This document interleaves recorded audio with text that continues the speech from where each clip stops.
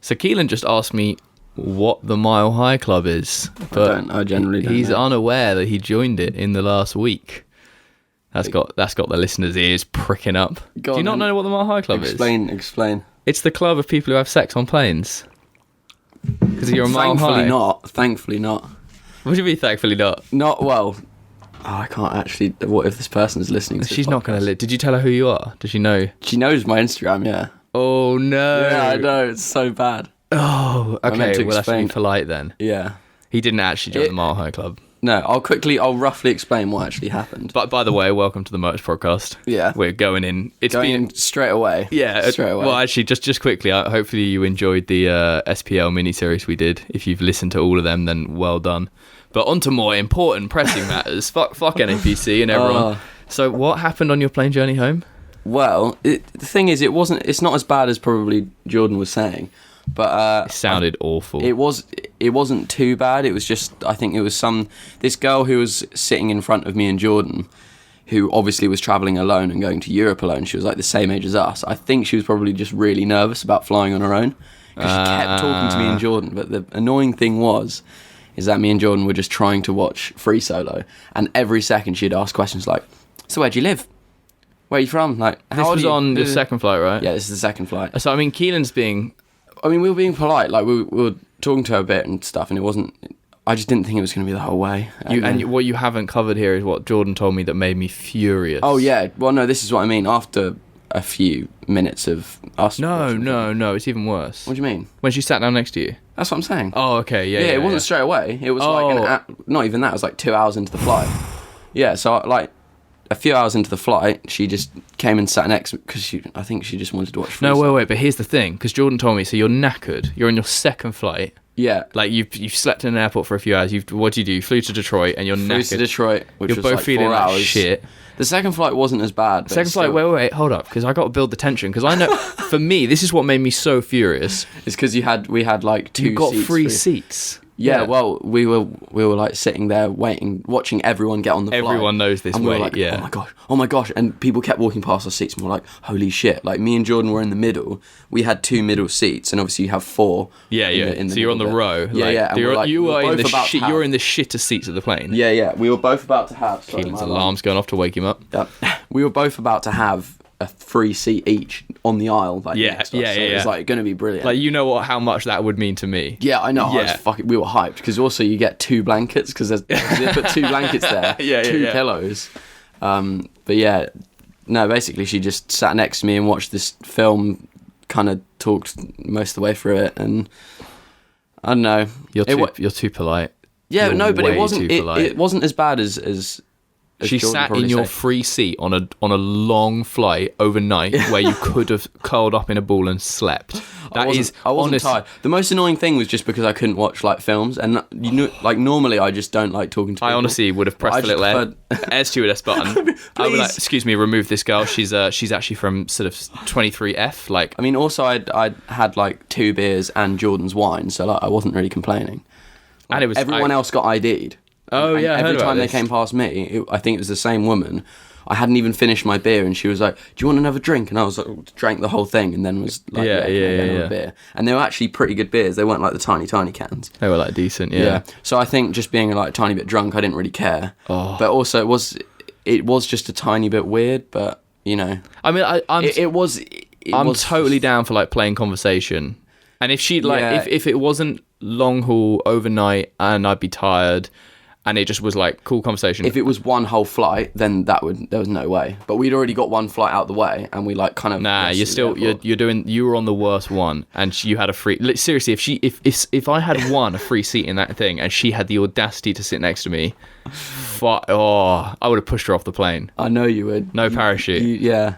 Especially after you've flown business class, which most people probably won't. No, I didn't fly business class. I flew premium. Oh, okay, premium class. Should we tell that story? Yeah. So I could have rinsed this. I realised I should have like taken photos and been like kind of, made it look like I had the money to pay for it. Well, now you can rinse it and tell everyone that you paid extra. Yeah, I'm slightly worried that you're peaking. If Keelan's audio is really punchy, it's because we've been fiddling with mic settings, and I think it's all right. Well, Giles has just bought me a pop filter, so I think we've changed. It just looks a bit peaky, but apologies, we can't hear while we're doing this, and I don't really want to stop the flow of conversation. Sorry, you can still hear me probably. So I head back from Vancouver a week early to come home. These boys all went to San Fran. By the way, yes, we've been in America at Woodward and Vancouver, and we'll talk about that after this. Plane talk is far more important.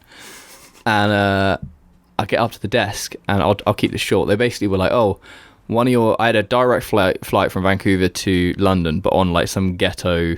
I fly on WestJet, but like the cheapest ticket. And on WestJet, I don't think you even get a meal. You don't get TV screens. You have to like rent iPads or like get an app on your phone. And I do not enjoy flying anymore. And I was just like, I actually can't believe that. I've never heard of that in my life. What? Not having screens? Not having screens, because every flight that we got, we had screens. It's WestJet and Air Transat, I think, on their like super. I would have shat myself. Like, I literally didn't have anything. It's so shit, yeah. And how long would that have been without screens? 10 hours. 10 hours, literally. Without screens. Yeah, but I only have music. That would be the worst. It's just boring, yeah. It's just like distraction. I'd have to play with my thumbs. But I was just not looking forward to this flight, but I just wanted to get home, and I was like, fuck's sake. And I get up to the desk, and they're like, oh, one of the air stewardesses on your flight is ill, so we need to take less people on that flight. So we need to take some people off. And so that they're not like overstaffed. So, and I'd got up there quite early because I'm one of those people who, if you're one of these people who like scrapes it, they get to the airport late and they're like, oh, I got loads of time, I don't want to be sitting around. You miss out on opportunities like this. Luke Stones, yes. And many other people I've worked with.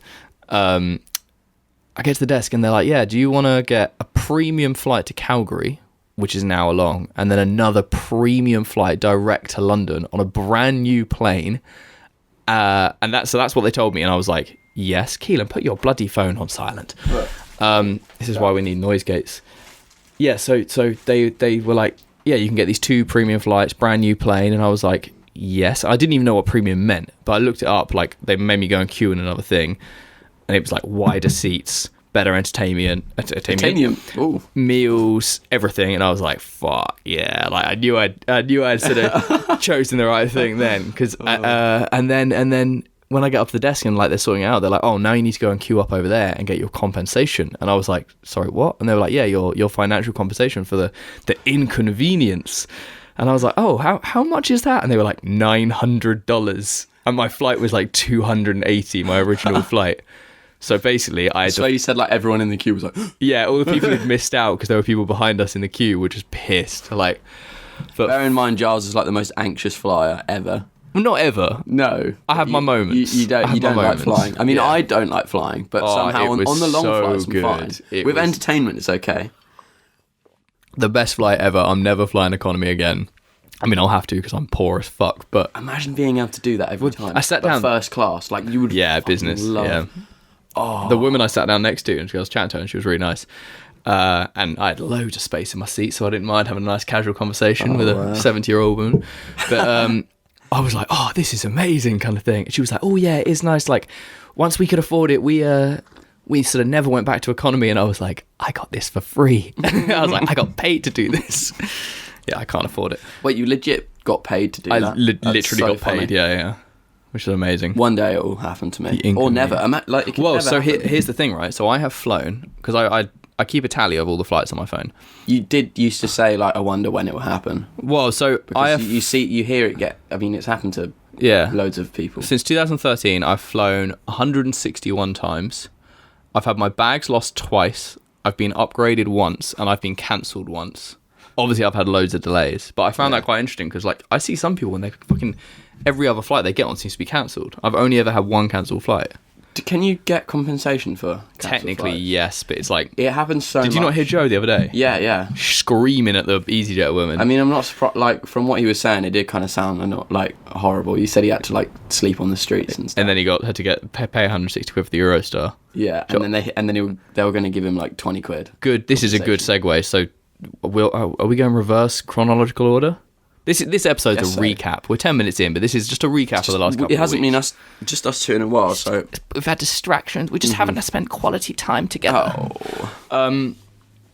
We shot a project the other day with Scott Bass, Danny Lavaca, many other people. I don't know how much we can or should say, but it was a project it was a job. I was filming BTS. Keelan was an athlete. Did very cool shit. Yeah, it was so fun. It's a really good day, actually. It mostly just consisted of like, for us, the athletes, just doing parkour. It was, most jobs are. Yeah, but it was training. For this one, you didn't have to. Well, I don't know, because when I go on jobs, usually I'm like, okay, I can, I don't have to do anything hard. I'll just do stuff that muggles enjoy. But then you don't enjoy it as much. But like when you actually train hard, you're putting in more effort. But then I just felt like I was training. Well, the only premise of this was to make a parkour video. Yeah, exactly. And it was with Danny, Joe Scandrett, Silka, and George Mayfield. So exactly. It was like, once one person pushes hard, it's the same as like the Soul Destroyer and the Resurgence vibe. Like everyone just wants to train hard. Oh, it's like this. Yeah. That's how we're gonna do it, is it? But yeah, I think you'll probably see that fairly soon on Amp Sound, Scott's channel. So yeah, that was really cool. But yeah, Joe got screwed over on some travel and was angrily being like, give me the manager, I want to speak to the manager, and we're all sitting around. I'm so terrible with that. Like, I literally can never do that. It was the end of the day in that group photo, and he's on the phone and he's literally going like, no, £20, and no, and then they're like, smile, and he's like, ding, he smiles, no, fuck you. Like, that was a good day. Anyway, podcast, we should be giving you value. Yeah, we went to America. It was good. We then did NAPC. It was good. It was good. No, well, let's go in depth. I do have Jason and Emily Frieda here, but congrats, you two. Is that what their baby's called? Frieda, yeah. And they got really cool. There's like, name. Both Emily and Jason both have relatives called Frieda. And it's a German name. But they both have them? Yeah, it's like a Mexican name, but also it's a German name. That's pretty sick. Yeah, it's really cool. Yeah. When was that? That was relatively... Literally like a week and a half ago, maybe. Sick. Everyone's popping out kids. Someone was telling us yesterday, asking us how we feel about like babies being putting babies on social media. Putting babies in Who was that social someone? Social? Another segue. Well, I was driving past on the way. I just parked up just to come to Giles' house, and I walked down the road and I see good old Timmy trying to find a place to park outside. Not Tim house. Champion, Tim Sheaf. Exactly. He texted me yesterday morning and was like, "Are you home?" And I was like, "I will be soon." And yeah, Tim Sheaf, I haven't seen him in a number of years, was driving back through the area and just popped in for half an hour. I hadn't seen him since he came to the gym.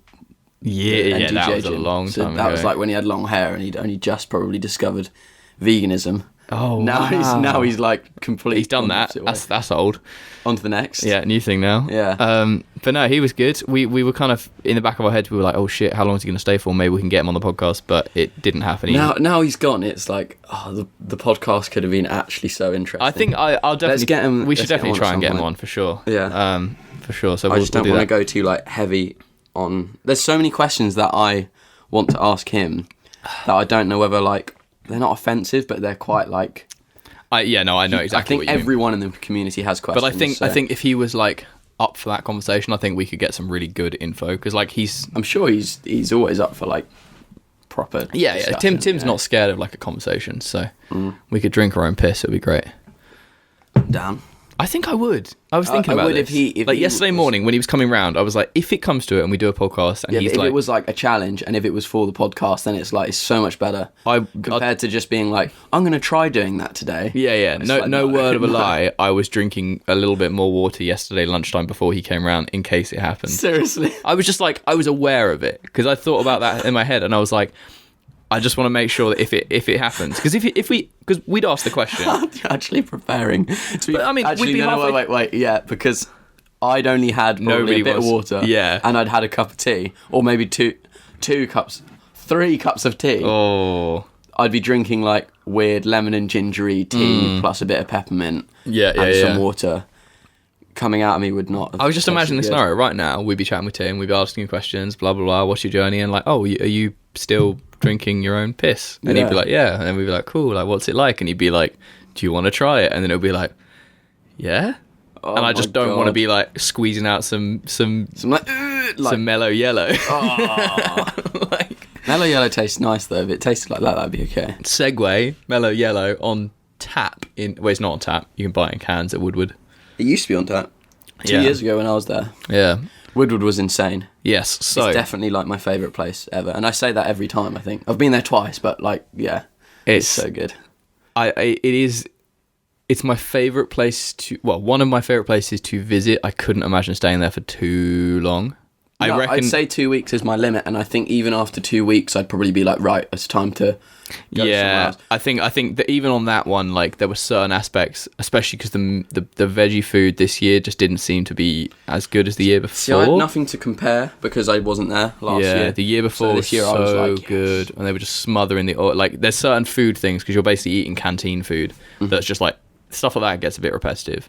Yeah, but like. The freedom of just like, oh, we'll just do this and then we'll go skating and then we'll just go in the jacuzzi and then we'll go in the pool. And it was just so, like, compared to anywhere you'd ever travel, it's like the comfiest environment I personally could be in because all my stuff is in like quite a nice place to sleep. You've never even stayed in the lodge. That's the crazy thing. We're staying in Bud's Barn. Like, yeah, I mean, the lodge would be nice, but I'm just so happy that we have the environment around. Like, I can go out into the the barn and just shoot hoops in the middle of the night and with that guy who's like one of the best scooter riders in the world. Yeah, George was proper. Should look him up. George was fanboying over him. Really? Like he's a sick guy though. Well, I'm just saying that because he could.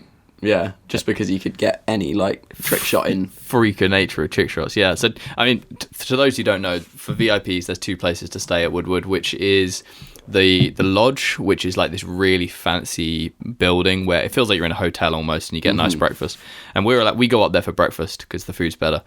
But it's quieter. Yeah, it's more. If you were thinking of like a posh accommodation in Woodward, it's very quiet. Yeah, you don't really feel like you're an action sports person, and you feel like if you kind of got a bit leery and made a bit of noise, people will be like, sort of tone it down, guys. In fact, one night when we were swimming and like they stuck their head out the window and they were like, oh, we thought there were kids in the pool, and then we realised it was you guys. And it was like, oh, that was sorry. Just an insult. Yeah. So we stay in Bud's Barn, which is this like just kind of it's a barn. It's a renovated it's a renovated barn that is. I don't think because we were skating in it, but I don't think it's meant to be able to skate. They have like the flat rail in there as well though, but there's no. It looks like a bike rack. Anyway, it's just full of like fun things. It's got like a basketball hoop. It's got a television upstairs and like a nice chill area that no one used, and a pool table. And yeah, it's just I think how many rooms has it got? 8. Maybe, yeah. So you just get loads of people staying, and you just spend the nights just like it's playing like a pool, chill place. throwing basketballs aggressively. I put some on my Instagram story. Like, I don't know how none of us got fucking concussed like from basketball ricochets and stuff like this. I thought it was going to be a lot more like campy environment because it was a barn, but it's actually it's just really so nice. Rowdy. Yeah. Well, as in like with the sleeping accommodation, like, the beds are just really nice. Yeah, I thought we were going to be sleeping on. Like the Foot of Love movement beds, like that. Oh, no! You just get some bugs in there occasionally. But. Yeah. Well, we had like sick heating as well. Yeah, yeah. So. Oh, yeah. You had aircon, and we just sweating because ours are broken. Yeah. But no, Woodward was good. We filmed a lot there compared to any of the other states that we visited or places. Yeah. I think that was the most, just because of the environment, and it was the first stop on the trip. People went pretty hard. We had some weather, and some people kind of adjust to the jet lag a bit slower than others and things like that. But we got some really sick stuff that we filmed that hasn't been seen, thankfully, compared to other places where most of it's now on Instagram. I know, unfortunately, but it wasn't like a. That's the struggle. It was. I tried to make it like a serious trip. I sent everyone like a briefing thing, first ever briefing I'd ever done. But I think just because it was not the USA tour that we had, it's probably just felt chill. But next time, and it's hard because save some clips. I'd like to hear actually if people could message me if they like really give a shit that much if things are saved. Because people have said to me, like Ryan was like, you shouldn't. He was saying, Ryan was like, it really pisses me off that a lot of the Motus account videos, as in Instagram, is already on like all of our. Oh, that's the struggle. That's my daily struggle. He was like, I just generally don't look at the Motus account because it's just boring. I wish it had OG content, but all I've got to do is just steal it from your guys to like rip it, and then the quality's less and people have already seen it. Like you can post a video of something and it'll get however many tens of thousands of likes and views. Exactly. And then I'll post it on a page that now has more followers than you, and it will get a fraction because everyone's fucking seen it.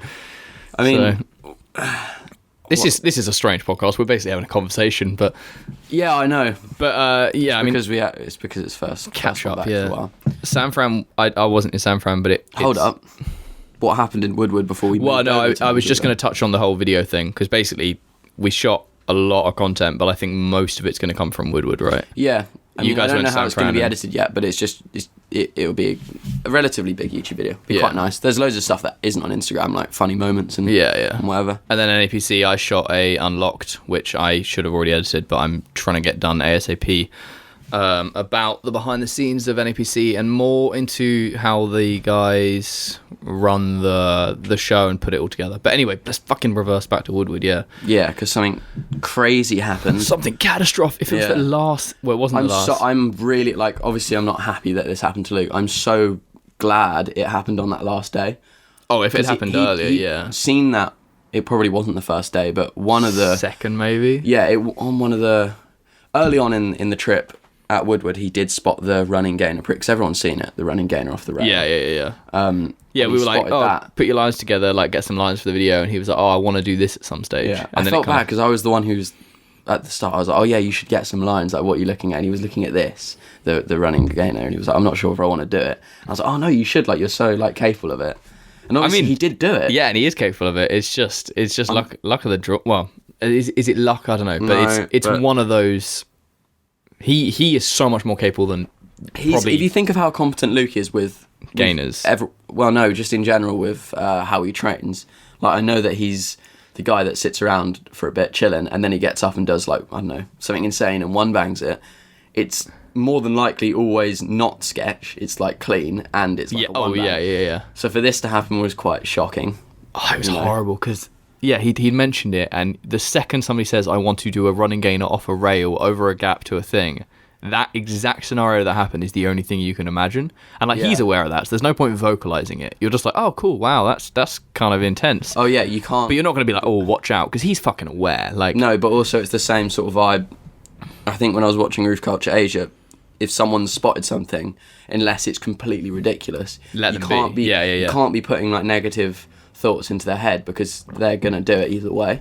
Yeah, exactly. And it's just going to put them into, like, a worse and he didn't look at it for a few... Well, I think he was kind of aware of it for a few days, but he didn't prep it. And then, like, on the last day, it was like people are getting clips, and I guess he was like, oh, shit, I should probably have a crack at this. And he was doing loads of gainers to a mat with no issue. Oh, yeah. So he obviously did the gainers so many times. He prepped the shit out of it. Yeah. It's just, I can't believe there was no sketchy ones onto a mat. Well, I didn't see any, but I think with the mat... I think it was more just landings. Like, on the mat, sometimes he'd land, like, only just, like, on the edge. But it wasn't... There was no sketchiness about the takeoff. But he had the whole line prepped. So then when he finally went to do it, and, like, Johnson was filming on the GH5, you had the Sony... At the top, And he was like, oh, can you film it on my phone? So I, like, stood on this rail, and it was this thing, I feel like everyone knew the potential of what could happen. That's why everyone was so silent. It was so silent. No one else's run, even though, obviously, every run has, like... There was no one else prepping anything else in any run. Yeah. Like, when me and, I don't know, con gainers are such an easy... Well, not easy, but a common thing now. But when me and George are doing that, no one goes silent. But with something like this, everyone's just, like, waiting for, you know... Yeah, like, no one else was away prepping on anything else. And we're doing it, and he goes for it, and he just fucking... That moment of, like... when he landed the first one. I was so relieved. I was like, yes. Okay, we can, like, carry on. And then he finished, and he nailed the line. Like, he did the gainer, and it was like, oh, relief, because you know he's not going to get killed anymore. Yeah. Then he nailed the line, and you're like, oh, one bang, done. And he's like, I want to go one more. Like, he took a few minutes, and I think he said to Johnson, like, I'm going to go one more. So I, like, got back on the railing, and, like, I was very fit. I think Johnston said, like, I can't remember. No, there was so much. It was weird because I understand exactly what Johnson was saying. He said to me, he was like, I knew on that last attempt when he was going towards it, there was just something weird. Like, really? Because I felt it as well. I was like, I don't know, just because it's so sketchy, and I think it was the wave of being relieved, and then suddenly, like, built back up skyrocketed. Again. It's like everyone's brain went all weird. Yeah, I kind of remember feeling that. It was weird. I was just... it wasn't out of the blue. Like, when he bailed, I was like, I just knew it was happening. It was so odd. Okay, so that confirms something that's been in my head, where, because I had this, like, weird feeling afterwards where it was like I almost knew it was going to happen. Yeah, because I didn't... so weird. I didn't jump. I was just filming it, and I was just shocked. Like, I didn't, like, do this or anything, because I was like, oh. I think it was just because it's so... There's so much potential for it. And if it was about that's how it's going to happen. Yeah, and it was the fact that he said, like, I want to take off more on my toes or something, which is what is obviously going to cause... it literally happened in the way that you would expect it to happen. Uh-huh. But that's so weird that you think that as well, because I kind of had that, and I didn't know if that was just me, like... No, because Johnson explained it, like, really better than I just explained it to me. Because I think Johnson went to the hospital, and I was like, fuck. Like, Johnson said something to Luke, like, I think he was like, are you sure, like, you don't, like, it's a risky... I don't know. He apparently said something like that. But yeah, and he fucking bailed and like, oh, it's horrible. So, for people probably know this, but yeah, he fractured his side of his skull. Side of his skull, and he recently put a picture up on Instagram that actually showed it.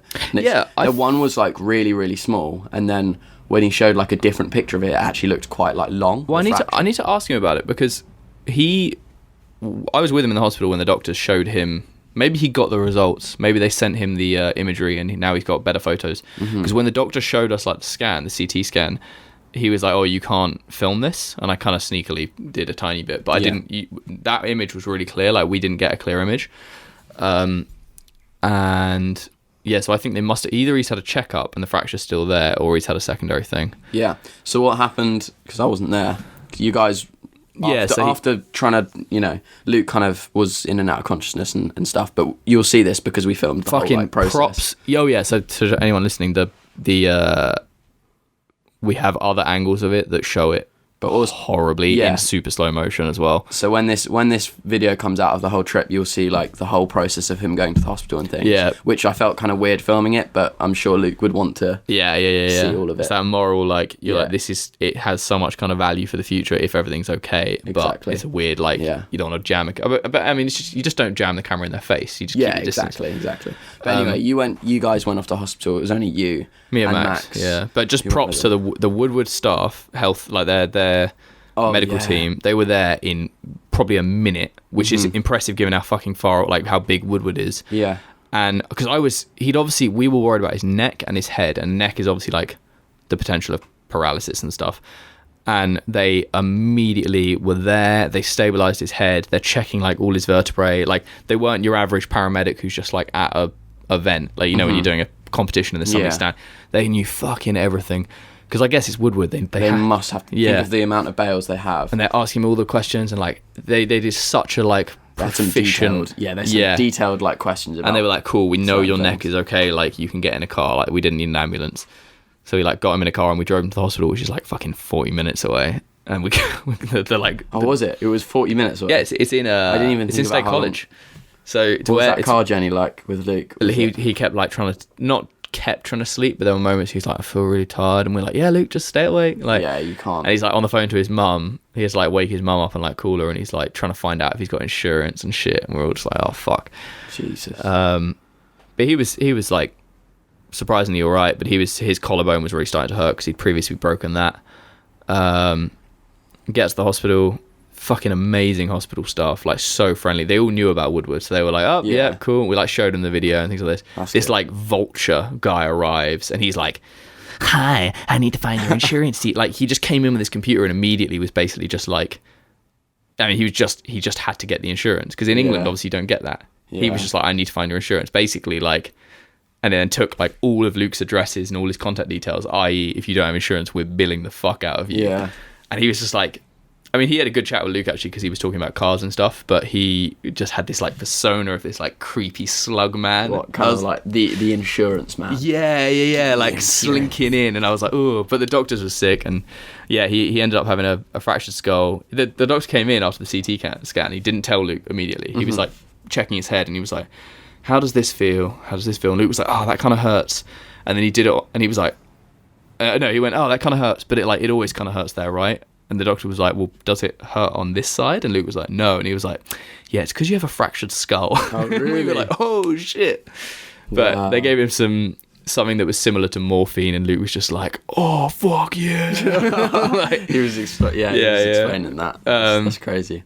And yeah, they kept him in overnight just to make sure there was no like brain bleeding or anything. Because I mean, it was kind of weird. He was like, you could leave now, because we had to fly the next day. Like we all did. And he was like, and he was aware of this. We told him, he was like, you could leave now, but just to be completely fucking honest with you, and the reason we want to keep you in is like there are people who have similar injuries, and 12 hours later, or like a few hours later, their brain starts to bleed, and then they have like serious damages that can't be repaired. Yeah. Like you could have that, and then you could have some weird speech thing or whatever. So they had to just keep him in like all night and monitor him. And if that was me, I would be so down to stay. Well, I think maybe because of the drugs, like Luke was completely like coherent, but I guess his like base level, he just was totally fine with it. Like this guy was basically saying like, you could just start to die in the next few hours. And he was like, yeah, Luke was like, yeah, okay. weird. I'd be freaking out. Like any. I think, to be honest, that whole process I would have been. Any time I hurt my head, I'm always freaking out. Like in England, the slightest like head hit that I have, because we have free healthcare, I'm just straight away in the hospital, because you just can't risk it with that sort of thing. Yeah, or at NAPC when you get kneed in the head. Who got kneed in the head? You got kneed in the head. Oh my gosh! Yeah, imagine if I just completely cried. You know, that was actually horrible. Yeah, I mean, I was a bit drunk as well. I felt so bad. I had to go, and I went to. You went to sleep. Imagine if that was why. No, it's not. But imagine if I was like fucked. Like I got hit behind the ear. Yeah. And I was like in so much pain, and I went to sleep, and I just died. To anyone who wants to know what happened, there was the standard after party at the gym. Somehow there was like a mosh pit, probably to Seb's fault. Seb put D&B on. Oh really? I told him to as well. He was like, "I want drum and bass," and I was like, "Yes, Seb, go on." And then there was a mosh pit in the middle of the gym, which Keelan ran into, and then somebody kneed him in the head. I mean, I started falling over, and someone stood me back up by accident. It was a knee to stand me back really? up. Well, everyone was falling over like on top of each other. Yeah. And obviously someone was dancing and just went like that, and it shot me up, and I was like, whoa. Fuck. And I was like pretty drunk as well, and I remember Keelan, like, because I am exactly the same. If I have like health things, I was like trying to freaks me talk out to someone, because I was like, oh, this is a bit too much. Like, yeah, we were like in the back room, you're like, oh, somebody kneed me in the head, and I'm like, oh shit, that's really bad. And then like I just wasn't that sympathetic. And the next morning I woke up and I was like, I feel so bad, because I know because you went to bed early. Everyone's still dancing, and you were like on the floor. I went to bed, I think maybe even before 12. Yeah, like in kind of a panic. Not a panic, it was but like, because I was fairly drunk. I hadn't eaten much, so I think I was just very drunk. And also, yeah, after the head hit, I think it kind of killed my buzz. Puts you into that. All I was like worried about was my head, but yeah. Next morning I was like, fuck, I feel so bad, because I should have been like. I mean, I was drunk, so I just didn't understand what's going on. Anyway, what were we on about? We spoke about Luke's bail, and then suddenly we're talking about NAPC. Which was afterwards, to be fair. Yeah. We just missed the competition, which was the big boy. The big boy. But yeah, so I mean, to recap, Woodward is always incredible, and we did that podcast with Marlon, who's a fucking legend of a man. Most of you should have. Yeah, a lot of people listened to that one. That was like one of my favourite ones so far, actually. Yeah, it was really good. Mm-hmm. And yeah, so thank you to Woodward, and hopefully we'll be back. Yeah. But yeah, then we flew up to NAPC, and we got in like the night before the qualifiers. It was like some people got in like a week before and kind of got used to it. No, we got in so late as well. I had a really good sleep somehow. I don't know about you. No. Well, that night we arrived. Fucking hell, we got in like me and Robbie. Like, I don't know why it was me and Robbie, but we slept next to each other, just a sleeping bag and on the sprung floor, like no pillow or anything. Fuck that. I think it's because did you try and sleep on the flight? No. It was the coach. Wait, did we get a coach up? No, we flew to NAPC. Okay, yeah, no, the coach was up to Woodward. Sorry, the travels all merged together. Yeah. But I think it was just because I was so tired and I didn't sleep. No, I didn't sleep on the flight, and then we got in and I had like 3-4 hours sleep, and then it was the next day, and it was fucking awful.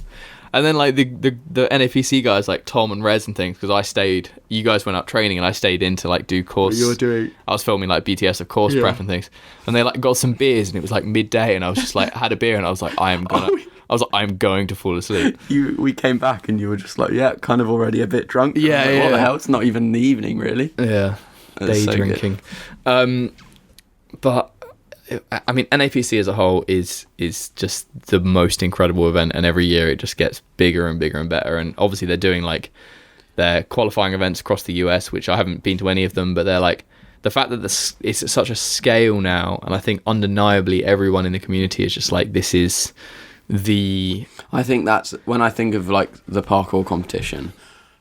I used to think of Art of Motion, but Art of Motion I think more of like an event that's kind of to progress parkour through company. Do you know what I mean? Because it's like a Red Bull sort of event. It's still like one of the biggest, but I think NAPC is going to always be the community. Exactly. It's like everyone there is they're all free runners, and it's just so big. You know, like, the Tampa, what's it called? The Tampa skate competition that happens. They've had that skate park in Tampa in this huge warehouse for a couple of decades now.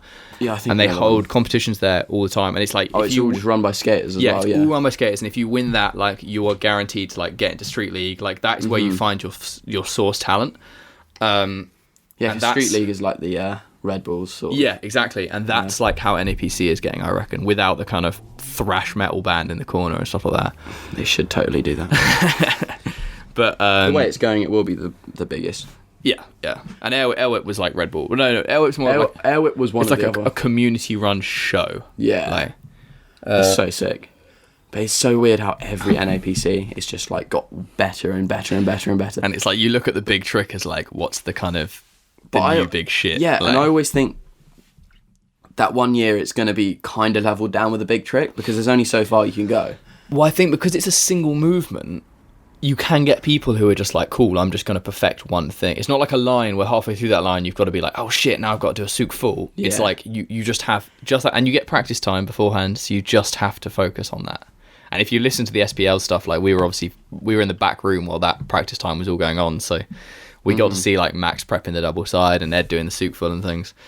And it's sick, yeah. I think it's such an interesting format. Yeah, I do really like that. They because Red Bull doesn't do. They don't do. No, Red Bull's just 2 runs. Yeah. So do they have they do reward? There's a reward for best trick. But trick. It's in a run. So yeah. Although Alfred Scott one year just wanted best trick, he didn't care about it, so he walked down the course to where he did. Is it gateful or like swing gateful or whatever? So, yeah. Like he literally walked to that point, did it, and like fucked it up once, did it again, and then landed it, and was like, "Yeah, cool, I'll take that." And it was like so obvious that was all he was going for, and the judges was like, "Yeah, whatever." That's kind of sick, though. That's kind of have cool. that. Yeah, but I think my one main criticism of this year's NAPC was the qualifying event, which they held at Port Moody, and I'll cover this in the Unlocked, but. It was just such a crammed space. It was such a small gym and such a crammed space. And I felt so sorry for a lot of people who were trying to take it seriously. It was skill, wasn't it? Like skill. I wasn't watching for speed because I went and got food, but for skill, there was loads of people who I knew went going into it. They were quite serious and they wanted to get all the challenges done. But as soon as it's kind of started, it kind of just dropped. It was like, I don't know, what, like people just weren't taking it seriously anymore. They were just kind of like, I'll just try and like get as many as I can. But it's mostly because you had to try and queue up.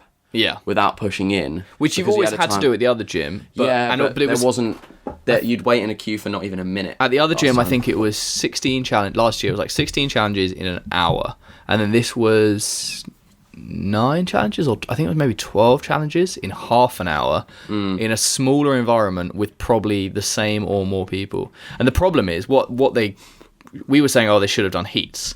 Oh yeah. But the issue is that they wanted everyone to pay and sign up online, because you have to pay to enter. That's how the competition is run. Like they need money, so you pay by trying to qualify. That's how most competitions. Exactly, and that's fine. They wanted everyone to do it online so that they could get an idea of numbers. But parkour people just they probably, I don't know, a fraction paid online and then everyone paid on the door. Yeah.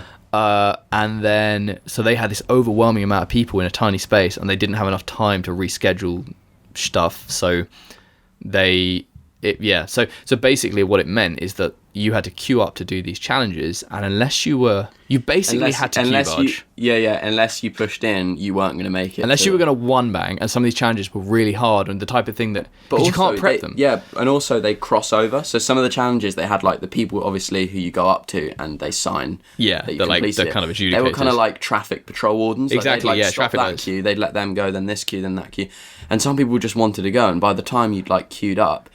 Not that you would have cooled down. And sometimes you completely start lost to go the mindset, and you'd be like, "Oh shit! Like I've got to go for another prep instead of." Yeah. And other times you'd start to go, and somebody would run in your way, and then you're like, and then maybe go back to the back of the queue. And it's not like training where you can go and prep like half of the run. Like you have to try the movement in its entirety.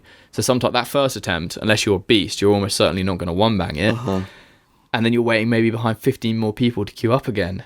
So like there were definitely people like who easily could and should be at the top. Yeah. Who maybe would have still got to the top if it hadn't have been. I mean, prime example is, and Robbie. I think Robbie would have done way better. I'm slightly biased towards Robbie because obviously I know him, and I was sort of standing near him, and he was in the queue and he was talking to someone, but he was like in the queue. Like there was kind of no. He was in a conversation with someone else in the queue, but he was in the queue. And then I think it was one of the Pawson brothers, being the kind of big guys they are. And they are incredibly skilled. So I'm not saying they got through just because they queue barged, but one of them just kind of like seized the opportunity and like stepped in front of Robbie, and Robbie was like, oh, okay. And like, it's little things like that where because you're against the clock, that stuff adds up, and I think that was happening to everyone across the board. Yeah, I'll give it to them though. They found some really good challenges in that gym. So many more than I thought. Because you were telling, well, obviously I wasn't competing. You were filming, and we went outside, and you're like, I'll show you, like, I'll tell you some of the challenges. No, you shouldn't. Fucking crazy. I was told those in confidence, Keelan. Yeah, but I'm not competing. I was helping film behind the jumps. So we had to prep filming, didn't we? But what was I going to say? But no, I think even so, the people who did get through in skill deserve to be there 100%. Jordan got through. Poor guy. They were like, and Jordan. He was like, oh fuck, like never competed. Everyone else was like, yes. Yeah. Jordan wanted it, but also was just like, oh no, like what have I got myself into? And then that was the other thing actually, was that you then had to rush from that gym back across the city. So they had the first quarterfinal.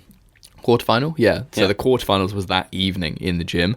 I know for sure that next year they're doing them on separate days because it was just too hectic. Like it was so much rush for everyone involved.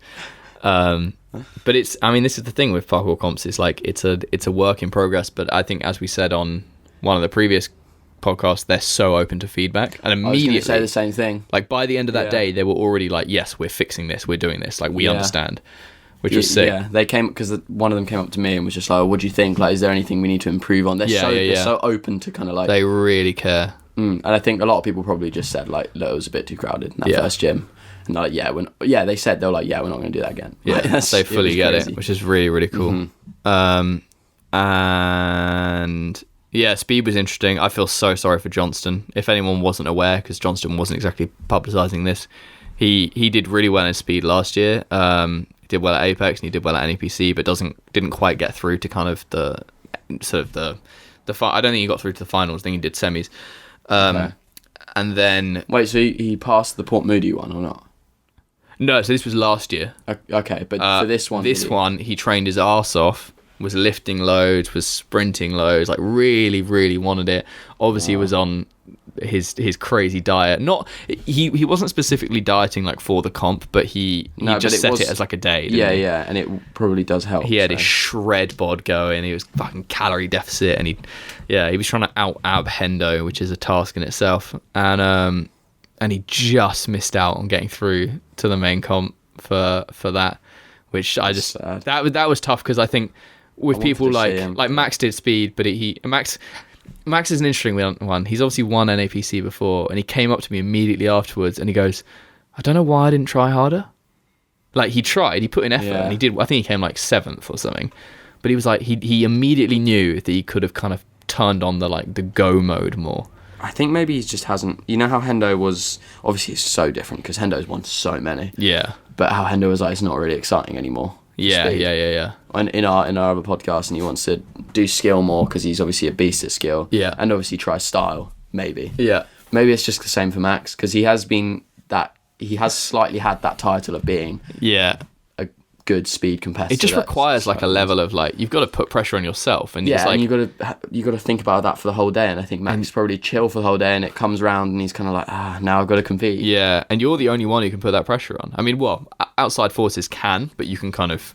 Yeah, you got to. Like, I could be like, Max, fucking go, but he could choose to ignore that. But at the end of the day, the only way he's going to get it is if he wants it himself. Yeah. But I felt bad for Johnson because he wanted it. Johnson doesn't want to. He's not like, I want to win, but he wants to do well for himself, and he kind of beats himself up a bit if he doesn't. Yeah. He's a good speed athlete as well. Yeah, but no, it was sick, and I mean. Yeah, we're going to be releasing some content around the whole thing, and Star have obviously put out their recap video. You can see how fucking good of an event it is. And we spoke about it loads on the SPL series, so I don't think we should go too much in depth. But more SPLs, more NAPCs, more cool shit, more street comps, more culture, more. I'd like to see community. Street comp in England would be really cool. Yeah, just as the fucking rain has started. Yeah, maybe not this year. Lashing against the windows outside. But then after that, Giles went home. We went to San Francisco. Yes.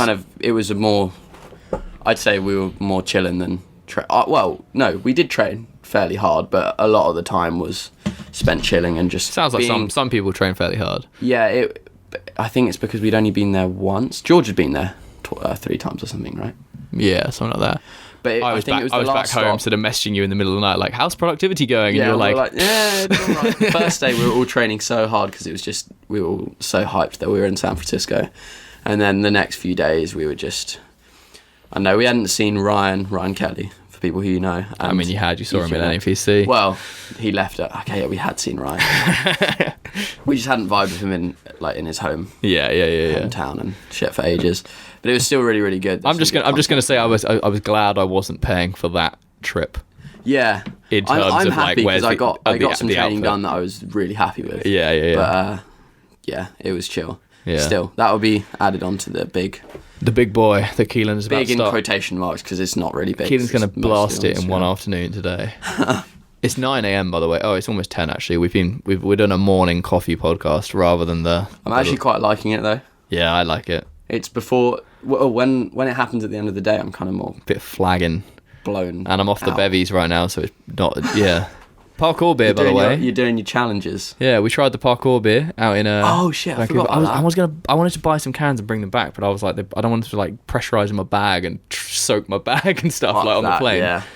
But it was good. It wasn't like, oh my god, this beer is amazing. No, I think it was pretty standard. I mean, it's not that I wouldn't drink it, but it had parkour on it, so it's pretty cool. Fucking expensive. Oh yeah, beer in Canada is insane. Anyway, but it was so expensive. I spent so much money in Canada, and people were saying like, well, I don't know who said. George is insane. George is like, oh, it's so cheap. Like, don't worry. It's really not. It's so expensive. If I go into like a shop and I'm just trying to find a bottle of water, it's going to be like $3 or something. Yeah. Or sorry, it's going to be like £2.50 or something when it converts down or whatever.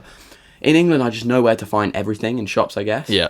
So I can find everything for like just go to like Tim Hortons and you're like, oh, it's cheap food, but actually you end up spending still decent amount. I still end up spending like £5 to actually stop my hunger. Yeah, for sure. Apologies, listeners, because I feel like this is just this is what we've been up to over the last 3 weeks. You've probably sat at home and done fuck all. Or maybe you've maybe you've been on holiday or a cool parkour trip, which you should do more of. You should take advantage of your big summers, because I'm assuming the majority. But we haven't done that. This is like the second trip I've been on this year. Yeah. Most of the time we're at home doing. I feel like we've played that tiny violin a few times. You and me have both been like, we've only travelled once. Help us. Yeah. Support our Patreon. Patreon. We don't have a Patreon. We don't. No, we'll talk about that later though. Yeah. But this isn't the most insightful podcast, but hopefully you enjoy it and you enjoy the sounds of our voices. So what I did while these boys were doing fuck all in San Fran was I went to World Chase Tag Finals. Look at this bar. There's a bar on my computer that's just like bobbing. Whoa. Why is it doing that? I stopped it. I fucked it. That's sick. I went to World Chase Tag Finals, which is just becoming more and more and more of an insane event to go to. This time, didn't even ask how it was. There was an open bar. Really? They had the bar open. Suddenly, Chase Tag is transformed into ultimate. I mean, it's always been the ultimate spectator sport, right? But so last time you went, felt like the majority of people there were parkour people, right? Yeah. That happened on a weekday night, and it wasn't summer holidays. Yeah. Obviously, it's a free event, it's open doors, and they publicise it. This time, it felt like half the people there didn't do parkour, and it was sick. Like, it just felt like there were other spectators who were like... Who just wanted to have a good time. Yeah, like, this is fucking sick. That's cool. Channel 4 was there filming it. That's going live at midnight on, some time soon. I didn't even know that it was being publicised by Channel 4. Yeah, so they didn't do a live stream. I was talking to them actually, and so Channel 4 basically got interested and wanted to film it. They had fucking these huge trucks, proper camera trucks. Christian took me into the truck, and maybe 40 screens, multi-camera things. People, did I not take a photo? It was fucking crazy. It's not even live, is it? No, but it's live capture, and they actually kind of just edit. Yeah, so live capture and they edit on the... They edit basically in situ, and then they put it out. I can't find the photo. But... that saves a lot of time, I guess. So they were covering that. They had top-down cameras, they had instant slow-mo replay and all this. So for the judging stuff, it means they're way more on sick. it. Channel 4 apparently initially were like, we want exclusivity of all content, and they were like, fuck that, because Christine and Damien get it. They know that really their online audience is where it's at. Who's going to watch Channel 4 at midnight? No one. If it goes on 40D or whatever it is, then the on-demand thing, maybe people will see it. But really, they know their social is the the big player, which is why I think they're doing so well. But I wrote some notes. Look, so yeah, I was looking at this. I was like, what the hell is this for? But it says Rochester. Oh yeah, okay. So what's sick was that Blacklist again, Seb's team, who Seb this time was fucking on fire. What He's tactics? In his fourth. No, but he evaded I think 3 times in a row. Seb. Wait, Sebastian Foucon was competing. 45 or whatever he is. Yeah, he was competing for Blacklist. I didn't know that. Because last time he wasn't. He was injured last time. Like, oh my gosh, he was on fucking fire. It was so sick. Like, it's like this new Seb, and he's obviously using like the foundation level parkour, but he's just so tactical and so smart with it. That's really cool. And I couldn't even imagine that because I just haven't seen him move. Yeah, and some of the Blacklist guys are getting so into it. Like, I mean, like screaming and like one of the guys fucked up. Like, so the last game I think was Blacklist versus the guys who won. Mm-hmm. Pretty certain this was how it went. And the guy, basically the final game, they were like, "This is the final match. Whoever gets this, like, is it?" And one of the Blacklist guys like made a rookie error. And when he realised that he'd like lost the game, he like walked away and was like punching walls and shit. Like, he was angry. And it was really weird because in parkour, if you saw that, like if Hendo like lost speed to max 2 years ago, and he was like, and was like phew, you'd be like, "Oh, come on, Hendo, like don't, yeah." But it was kind of cool because it's this weird separation from parkour, and it's more of like this like I think it makes it way better to watch. And to see kind of like, yes, they're serious about it. And like the Davis and that lot were there, the Americans, and like they're all kind of like, Davis is doing this like cocky shit where he's on the starting block, has the previous winners on it, and it was and this was the funniest thing was Marrero obviously put out a 19-minute long video basically saying about why they win, how good they are at winning. Have they won every time? They've won every final, yeah. Okay. I mean, Greg and Jamie are incredible players, but also they've always had an asset of someone like Eric Moore, David Nelms, or Daniel Abaca, which in my head has kind of helped them significantly. Davis is on the podium, like looking at their name, like written down, and he's like pretending to like write in his team name and shit, and like looking at the Marrero guy, and it's like this weird like beef, but it's fun beef, and it makes it so entertaining to watch. Marrero got knocked out immediately, which was like, I think everyone liked. I'm not going to lie, like everyone was just like, not because it's Marrero, but more because it's like now it's a different. Now it's a different, and also they got cocky with it, and it was like, and it just, as a spectator thing, it was like everyone was into this atmosphere. That's cool. So it was. Oh, okay. I don't know if he listens to this podcast, and I know in person he's absolutely fine, but on UGen, I think his name's Haroon. Pretty certain it's Haroon. He's the most cocky person I've ever seen play chase tag. Is this the guy with the long hair? Kind of long hair and a bit of a beard. Or he's got like a ponytail. Or is it someone? No, you're thinking Andy, Sketchy Andy, maybe. No. Maybe, or he cut his hair. Is he in like a olive t-shirt? Yeah. But there's two guys who are similar. Basically, no disrespect to Haroon in person, because I know he's sort of I got no issues there.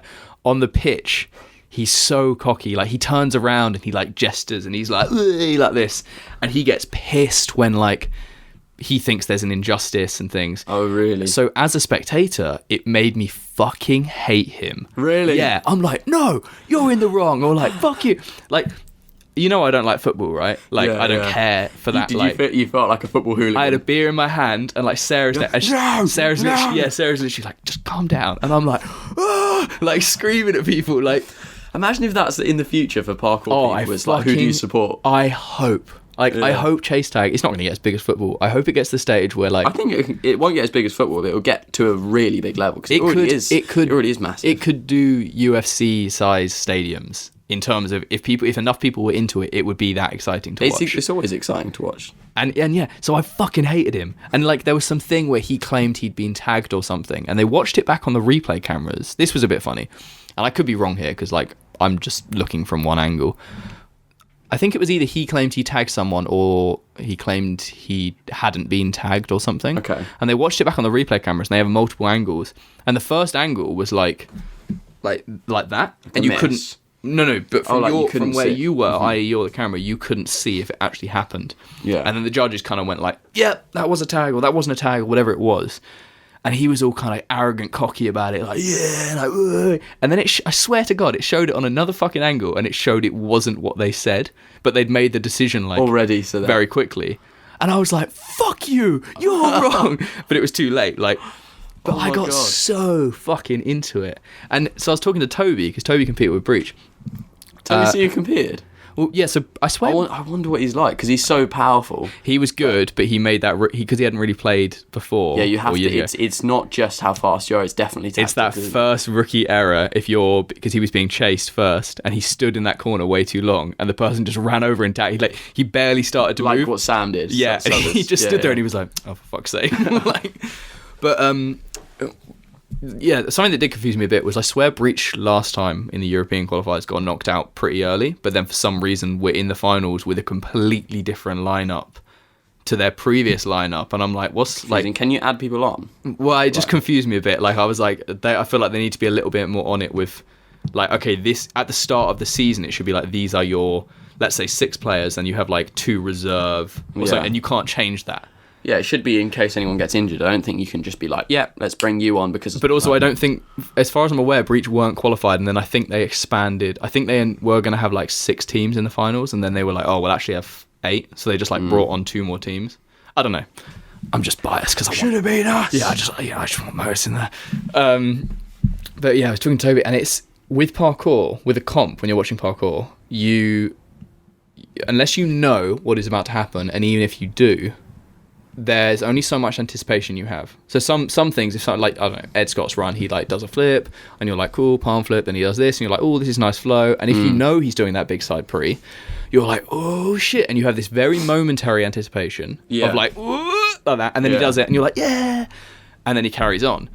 Or if you don't know it's going to happen, you might get a tiny burst of anticipation because you're like, oh, he's running, what's happening? And then you're like, oh shit, it was a side pre. Yeah. With chase tag, because it is 20 seconds of constant chasing and constant anticipation. It's you literally, and then they have like 30 seconds off and then 20 seconds on. Yeah.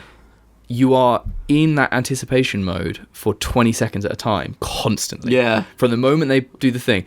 And some of the fucking near misses, and when you get people like Seb, and he was evading like 2-3 times in a row, and you're like, yeah, you probably like up and down if you see like, yeah. So your like adrenaline or whatever you're feeling is just so high all the time. So you can't. No, I remember watching because I can feel it now, like I'm talking about it. I watched it when we were competing, even though I wasn't. I was just watching. Yeah. And that's like only slightly as crazy as it is when it gets to the final. Oh, it was so good, and it is so fun to watch, and the fact that it's free as well. That's yeah. Everyone should be watching it. It's free. I've got random notes because I was writing notes on my phone while we were there. Too many people in the VIP area. It felt like they were giving out VIP bands to like, there's like the area around. VIP area. Well, there's like not VIP. There's the area in the exact same place. Yeah, but the bottom around the side was where kind of all the athletes would wait and watch. It felt like there were more people in that than the downstairs crowd. Like there were just people just sitting around hanging. So like we were on the outside of the barrier because we had the bands, but it was like the view actually wasn't. The view's better from upstairs. Definitely. But we went down to talk to some people, and like I think Sarah just pointed out, she was like, "There's so many people there who literally like shouldn't be there." Yeah, and it made it hard to see sometimes from the bottom, and just like it was a weird vibe. Like it should be. Yeah, it should especially at that level now that it is, like with how many views they get online. It should feel more exclusive for the athletes. Basically, is what I feel like. And someone pointed out the course is the same from last time. Well, predominantly there were a couple of minor changes, which if you have played the last like 3 rounds, you have like a significant advantage because you know where everything is. Good point. Which is interesting. It's like, oh, maybe they should change it each match and then give you the training time before, or they change it each season. Not each match as an individual, but like for the semis and the... Yeah. So it was the same... Pretty much. I think there was like 2 tiny bits where they'd like just put a different bar in a different place. And okay. So for people like Toby, it was a disadvantage. Exactly. So if you haven't played that before compared to someone from Blacklist, like they know exactly where everything is, which is interesting. Yeah. There's so many things that they can improve on, but also there's just so many positives. It's getting so fucking good. I love it. Like I didn't really realize until the last 2 times I watched it how, like every time I see it, I'm like, this is so fucking sick. Yeah. It's so sick.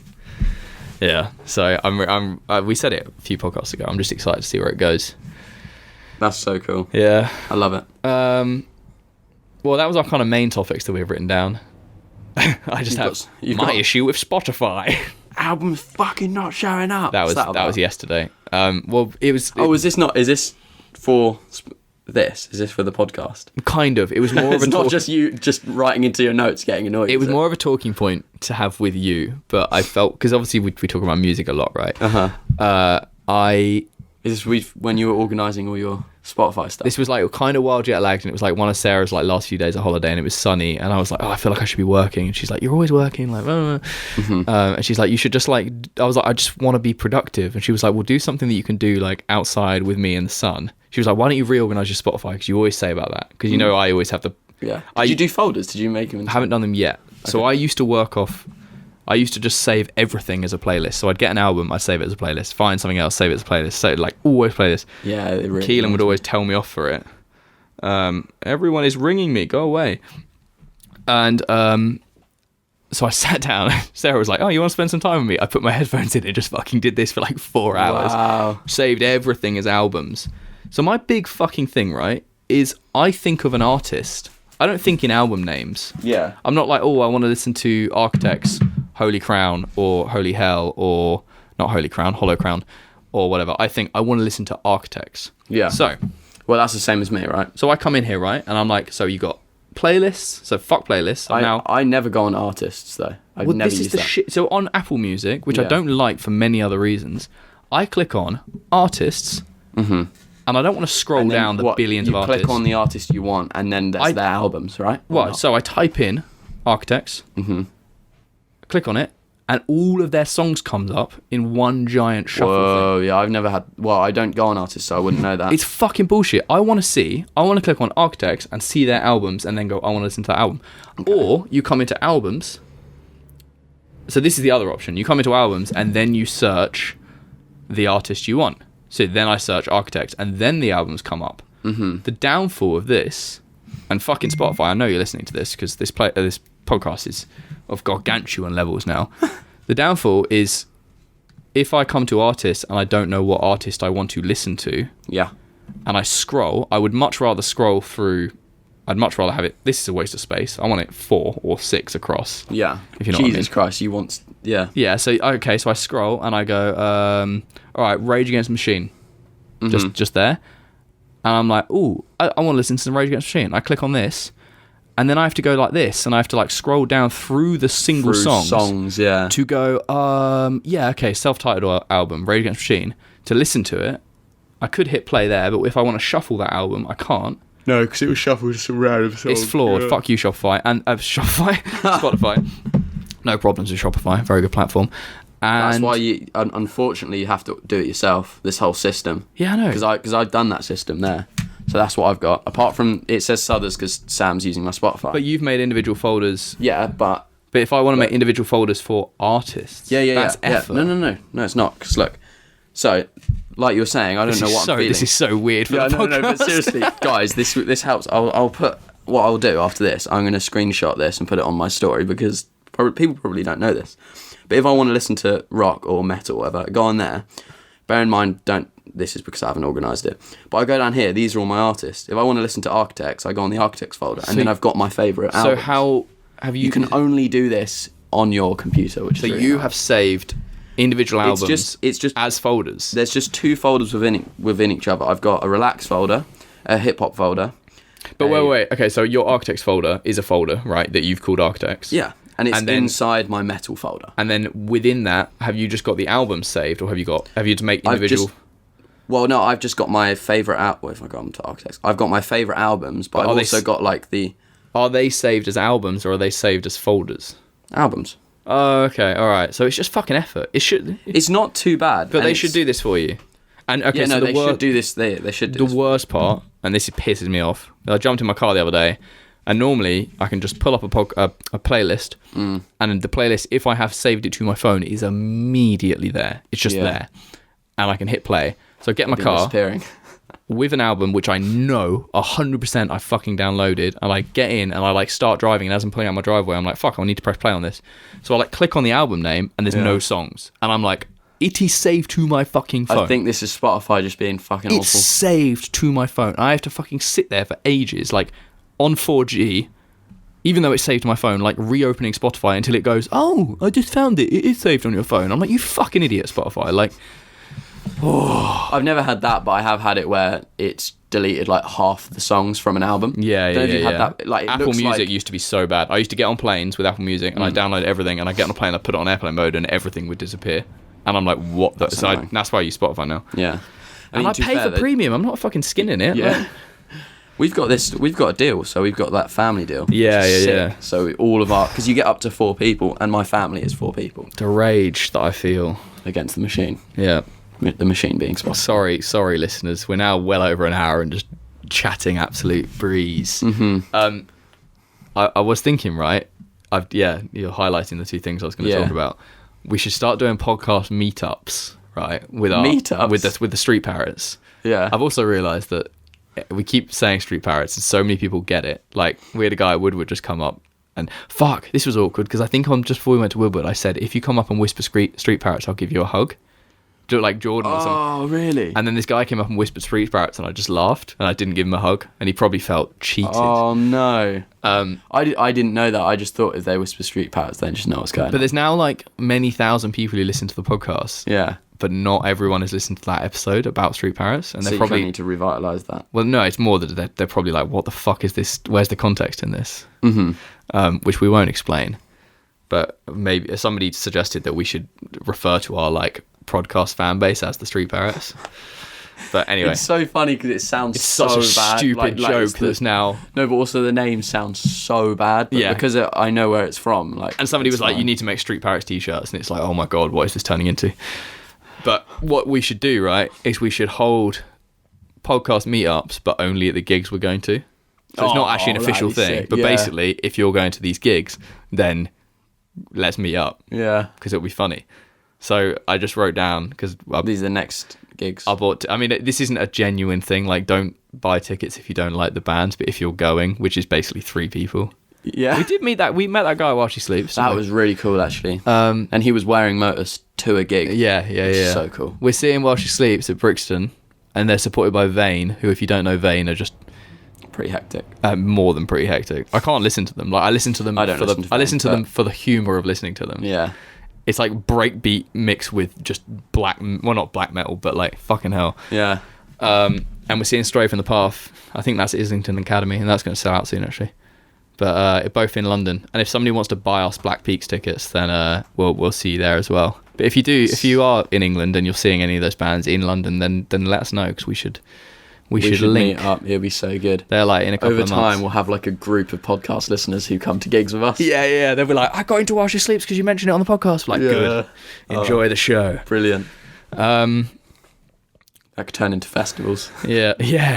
Festival little camping area. Yeah. Are we doing Music Minute? I haven't got. Do you know what I was thinking? Right. In the car, I was like, I really, really love Music Minute, because when we first got into it, I was like, yes, like there's so many artists so many artists that I know people aren't listening to that I want people to listen to. Yeah. And now I'm starting to like pull out of the bag just things that I'm like, I've been listening to this. I found this week. But I'll talk about it, and then I just don't really have passion when I'm talking about it. So I think we should, personally, change it so it's still Music Minute, but we only do it when we need to. Yeah, well, we can do it when we need to, but also if there's like, I don't know, if there's a new Stray from the Path album that just straight like we can like review. Well, it's just like, I've been listening to this artist because he has a new album, because sometimes I only talk about an album. So maybe we just do like Music Moment. Potentially, but it is still a minute. Like, yeah. We never said at the start, like, the name never says that it should be just about an artist, and it never said that it has to be every week, because you'll probably find this yeah exactly, you'll find this, you'll talk about an artist and you'll just say about the album that you've been listening to. Yeah for sure, because sometimes I'll go back on an artist and I'll listen to an old album like Shikari, and I've been listening to that album, the red one, you know what I mean, Flash Flood Colour. The red one. That's how I do it. That's how I distinguish albums. The red one, the green one, the blue one. But yeah, I'm not prepared for Music Minute this time. I'm not prepared either. But this will, I think, bring new life to this segment, because. Well, actually, something I did do the other day is I screenshotted shared on Instagram a song from Knock Loose, who have just released a new album called A Different Shade of Blue, I think it is. And I have had, aside from when I told everyone about Arcane Roots, and I think that was based off of sheer passion, that I had so many responses to that, because I think so many people listened. And that was like episode 1 of the podcast, so I think people were like, we had loads of new interest. Yeah. So many people were like, fuck yeah, Knock Loose. But then I'll share like Stray from the Path or Architects, which are not exactly the same sound, but they're heavy stuff. People aren't so into it, and I'm like, why is everyone like Knock Loose but not these other bands that personally I prefer? Yeah. I mean, Architects are definitely more produced. Knock Loose is brutal, like it's harsh. I don't know sounding. who you're talking about when you say Knock Loose. Do you remember that video I showed you where like the whole room goes blue and it's just the heaviest thing in the world? Know now. Yeah. It's very American, like vocals. Like, did you put something on your story from them, like recently? Yeah. From that music video. Basically, I like that band, but I prefer other bands. But I was surprised at how many people like that band. So maybe I need to be a sheep and like that band more, or just stick to what I like. Anyway, that's irrelevant. An interesting thing I wanted to bring up for you listeners, if you've made it through this hour and 10-minute wall of bullshit, is the podcast is now getting to the stage where, like, I mean, we have sort of, I don't know, do we say how many people listen to this? No. Never. Okay. Never. So don't need to. Okay. We can say that it's like we can confidently say that like the numbers are just growing on the podcast. Yeah, I mean, like, not at like a crazy level, but it's just satisfying. The last couple of months, like, I mean, there are thousands and thousands, basically. Like, I could even say tens of thousands, but of people, and we're not at the stage where we're putting ads on it because we can't, because we have to get offers for that. But we could, through our platform, put ads on this at some stage in the future. I don't know what like cap you have to get to before advertisers are interested, but it feels like it's gaining a lot of momentum, like within our parkour circle. I don't know how many people, probably no one listens outside of it, but I think both you and me, if the opportunity came to get other people, like a cool filmmaker who doesn't do parkour, or a person who of interest who we could bring into conversation for this podcast, we definitely will. So we might get external listeners. Do we run ads on it? Or the other thing, and this is that I'm kind of really hesitant around the other thing because I've never really seen it be that successful in parkour, is Patreon, which a lot of people are like, you should make a Patreon. And I think if we put an Instagram poll up and said, should we make a Patreon? A billion people, well, not a billion, loads of people would say yes. Then you actually set it up and it's like, how many people are actually going to pay for it? Yeah.